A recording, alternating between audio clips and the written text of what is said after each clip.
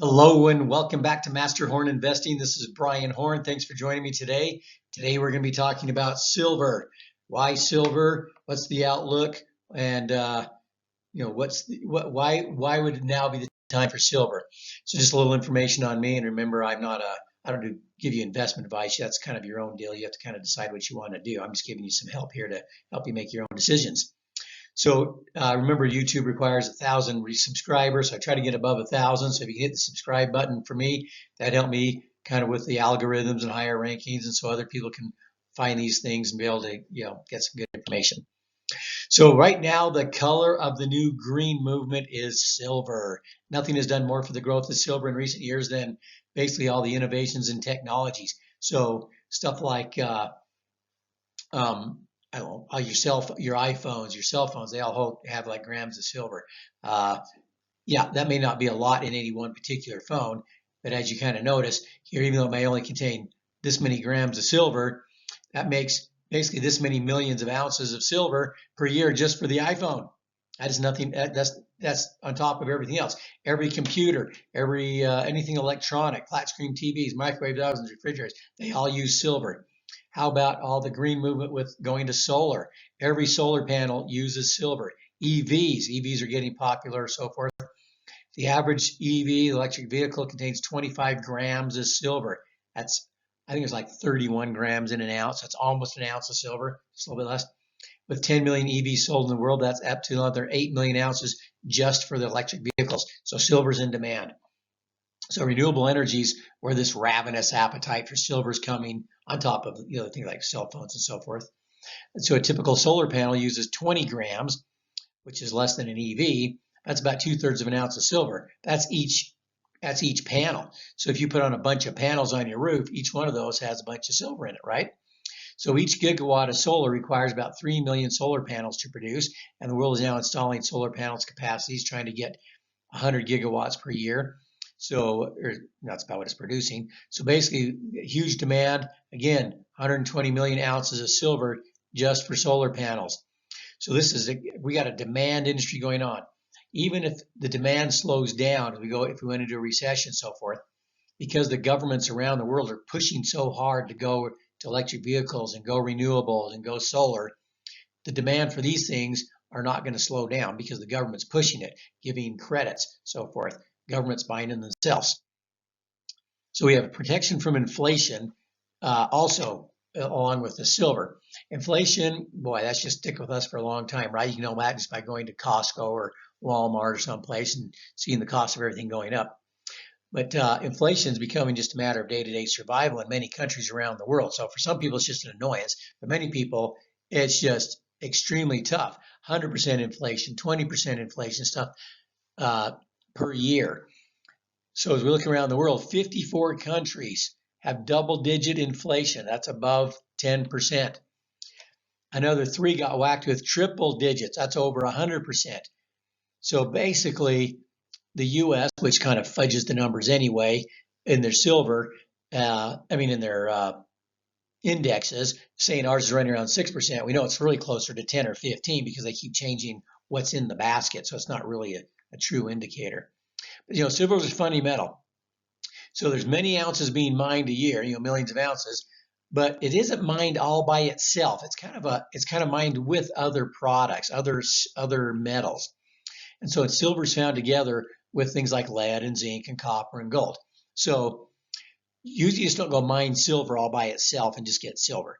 Basically, you mine these other things like zinc and copper and gold, and you get silver as a byproduct. So 73% of all the silver output comes kind of as a byproduct of mining other metals. So if you look at this, so you get these other metals here, but zinc over here and lead, copper, gold, it's a byproduct of these other metals. So there's only 26% of all silver down here that's actually just a silver mine, and it just basically just silver only. Everything else is a byproduct of these other things. So we have capital expenditures that have been decreasing for silver miners.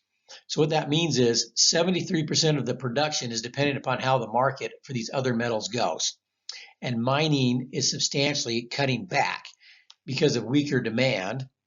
and has sent commodity prices tumbling in over the last couple of years, and things like copper. And so production's been down for the miners. Plus, there's been no new major discoveries. I mean, it's been a long time since we have discoveries. So if we look at one of the newest mines, which is Mexico's Peñasquito mine, it's 12 years old. It's one of the newer mines, but it's already used up half of its expected mine life. I mean, it only has maybe 12 years left. Or if it gets down, it might take 24 years, but it's already used up half of its silver. Fresnillo has been in a state of decline since 2018. Pan American Silver's down 25% since 2018. Core mine production is down. So they're all kind of down. And you got silver demand has been outstripping supply pretty hardly for the last 2 years. So let's look at these inventories. So where's all this coming from? We don't have enough supply for all the silver that's in demand. So basically, we're taking supplies that were on the market up here, and we've been drawing those down. So much of the world's silver is traded through LIBMA or the COMEX. So LIBMA is the largest exchange. It's over in London, and it kind of trades the actual silver. The COMEX kind of trades futures and options, but it's supposed to keep a certain amount of actual silver in store if it's needed for silver delivery. So, but since the start of 2002, there's been a huge withdrawals of silver and gold from both these exchanges where people are taking physical possession. Countries are taking physical possession. Central banks are taking physical possession. So we've seen it's declined about 295 million ounces just over the last year and maybe year and a quarter. So what do we want to look at here is the price to silver ratio, gold to silver ratio. So when you look at the price of gold, say it's $2,000 an ounce, and then you look at silver and let's say it's $25 an ounce. You divide those two and you have got $2,000 divided by $25 and you get 80. So currently we're sitting at about 81, I think. But the price of gold to the price of silver is historically averaged around 55 to 60. So anytime it gets above 80, that means the price of silver is very low to the price of gold. So either silver is going to go up and gold's not. So it's going to kind of bring that into balance. Gold's going to come down and silver maybe doesn't go down as much, and it brings it more into balance. Gold keeps going up, but silver just goes up more percentage-wise to get it back into balance. But typically, there's some kind of a pull that pulls these back into things. So just like a week ago, we were at 91, maybe a little bit less. So right now, silver jumped a little bit today, more than gold, and it's kind of brought that maybe closer to the 80 range. But let's look over the last 20 years. So in June of 2003 was the last time we broke, in the last 25 years, we broke above 80. We hit 81. So over the next 10 months, gold went up 16%, silver went up almost 80%. How about in 2008, back down before the last financial crisis, silver-gold ratio hit 83. Then over the next 2.5 years, gold made almost 100, well, didn't quite double, got 78%. But look at silver, up 366% over that same time period.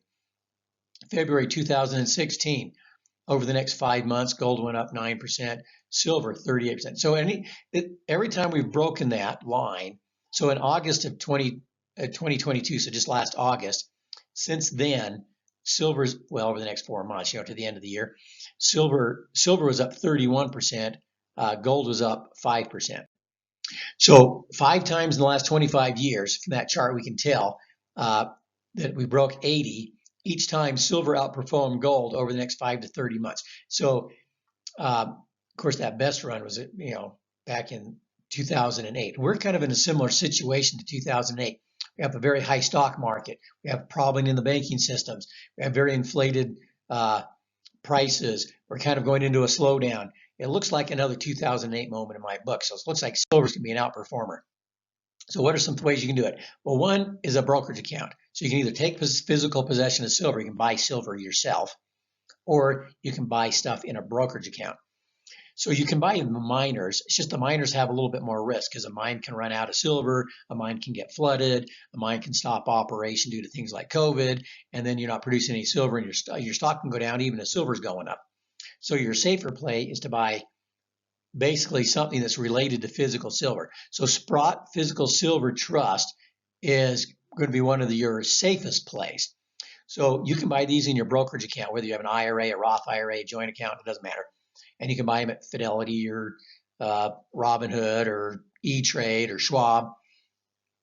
So what you can do then is you put in an order and you buy PSLV. That's the Sprott Silver Trust. Then you actually own the trust. So this is one of the most trusted or safest ways to buy silver in a brokerage account where you're not really owning the physical metal. Basically what they do is that Sprott not only allocates this, they take delivery of the silver and they keep it at the Royal Canadian Mint. The bars are earmarked specifically for the trust. There's no debt obligations for the trust, so it's not like they're doing any leverage. And you can even see the serial numbers of the bars they hold on their website, kind of backing up that. So this isn't the same as owning physical silver. You own the units of a trust, and the trust owns the silver. So, but this is still one of the safest ways you're going to do it in a brokerage account, and you still get to participate in the silver price going up. And then, of course, you can just sell it at any time. You know, silver goes up, you want to get out, you sell your thing, and you make 10%, 20%, 100%, 300%, and you just sell it. Okay, another option is the Proshares Ultra Silver. So here you're not really actually owning any silver. This is buying silver-related investments in a brokerage account again, like a Schwab and Fidelity and so forth, symbol AGQ. And what it's doing is it's just buying like futures and so forth on the price of silver. So it's just taking this silver index and it's buying stuff and it's trying to like get a 2-time daily performance of silver. So if you just want a stock to kind of trade based on the price of silver and not like a miner or anything, this one would outperform the Sprott one because it's looking for a 2 times daily thing. So if silver goes up, let's say 1% today or 2% today, then Sprout's going to probably go up 1 or 2%. It's just going to match what silver does. This one would go up double. So if silver goes up 1%, this goes up 2. Silver goes up 4, this goes up 8. So what you're trying to do here is leverage just the price of silver going up, but it's not as safe. It has more risk involved because you're not really owning the silver. But it's still a way to just to make a trade. So you can buy some of each, for example, the two things. Now, the other way to do it is own physical silver. Now, you're not going to really do this in your brokerage account so much. You could do it in an IRA, but you have to have a self-directed IRA. It's kind of special, so you can't do that from E-Trade or something else. You have to set up a self-directed IRA. I think, what's the name of that? It might come to me. So there's a name of a place out of Boise, Idaho, where you can transfer your IRA. You can set up a trust. We help people do that here at my tax firm. You can help set up a limited liability company to own. So as you have the self-directed IRA, then it can actually buy silver or real estate or other things and own it outright, and you can take possession of it and it's owned in your IRA. But most people just have to take physical silver, not in the retirement plan, because those are a lot harder to set up. Most people have never done that. So by owning the silver, it's easier than, you have the silver. So if there's a financial collapse, you own the silver. If there's a financial collapse, even if you own that Sprott trust, getting the silver to you is probably going to be impossible. Probably won't happen, or it's more difficult. So here, by owning the physical silver, you now can either buy it and sell it. You can trade it with others. You can trade it for goods and services. But you want some coins because coins are much easily traded. They're more easily recognizable. So the others will trust and be more likely to trade, because if you just have a bar, somebody might say, well, how do I know you just didn't take lead and dip it in some silver? Maybe dip it in silver, and so you got the silver coated lead bar. I don't know if it's real. So it's just easier if you have a coin, because a coin is easy to transport, easy to trade. It's just that's kind of what you want the silver for if you're taking possession, so you can use it if there's ever a need in the economy, or if you just want to be able to have it go up in value, you want to sell it again, you want to be able to sell it easily And of course, if it's in smaller chunks, you can sell it to a lot of people in smaller amounts. You don't have to have, some doesn't have to come up with like 10,000 bucks to buy this big brick of silver that you have. In the past, the U.S. outlawed gold. So if it ever outlaws gold again, and maybe silver, then if you have minted coins from foreign countries, it's harder to take those away because you have an actual minted coin. So can the U.S. actually confiscate an Australian currency? So if you don't have some Australian dollars, can the U.S. confiscate those? Well, if you have a minted Australian dollar or an Austrian euro or something, then it's harder for the government to swipe those because they're not just swiping the silver, they're actually taking a foreign country's currency away from you, and that you could object to. So that would be, you wouldn't have to turn that one in. So I like buying a strategy then, of doing the strategy of owning 1 to 2 ounce silver minted coins from foreign countries. So one troy ounce equals 31.1 grams. So whenever we refer to silver troy ounces, we're talking about a troy ounce. Look at oil. I love that. How about look at silver? Here's some of the different coins. So you buy Silver Eagle. I don't suggest buying those because again, if the country ever decides to outlaw silver, they can confiscate that. So that's not my favorite.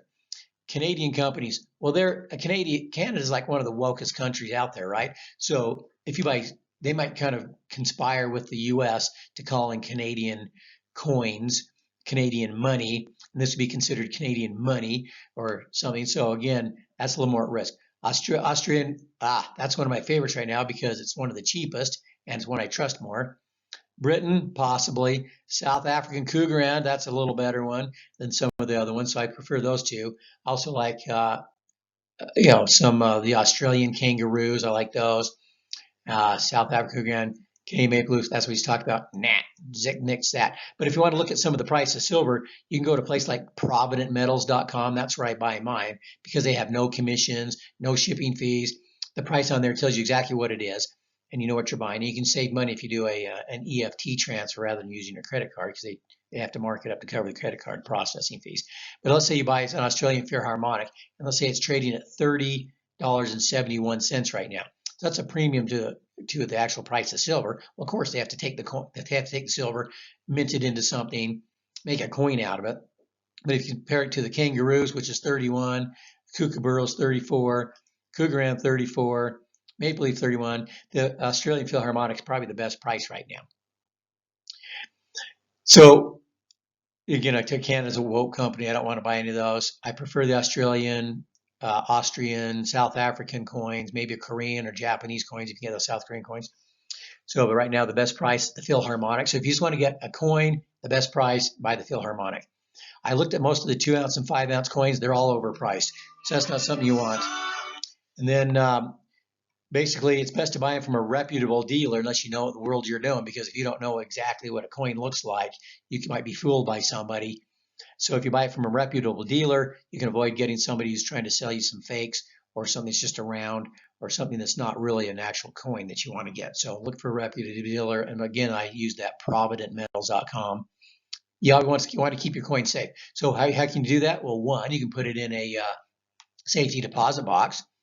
But if the government decides to confiscate silver or gold, they're just going to open up all the safety deposit boxes and take it out and leave you a little note and says, hey, thanks for your money. You can turn this in for our new digital dollar and, have a good life. So if it's better if you could keep it at your house or someplace that's not in a bank, but you better make sure it's in a fire resistant gun type safe, bolted to the wall and way too big to just carry out, or even too big for a couple people to carry out. So nothing's perfectly safe. Your house could burn down, but if it's in a good safe, if the silver melted, you still have the silver, right? It's just not in a coin anymore. So it'd still be worth something. It'd still be worth the price of silver. So it's not going to go anywhere. So you just want it so somebody can't just like run in and run out with it. Okay. Hope you enjoyed our little talk today about silver. Silver's a good time to be buying silver. Looks like, especially if the dollar declines, which I'm expecting that to do as well, as people are going to start dumping dollars. In my last thing on oil and natural gas and so forth, I talked about the dollar declining and why it would decline. You can always go back and watch that video. And the declining dollar is also going to make all commodities rise, including gold and silver. So demand, falling dollar, the silver, the green movement, boy, a lot of things in this play for silver right now, so that's be one of your safer investments. Again, go ahead and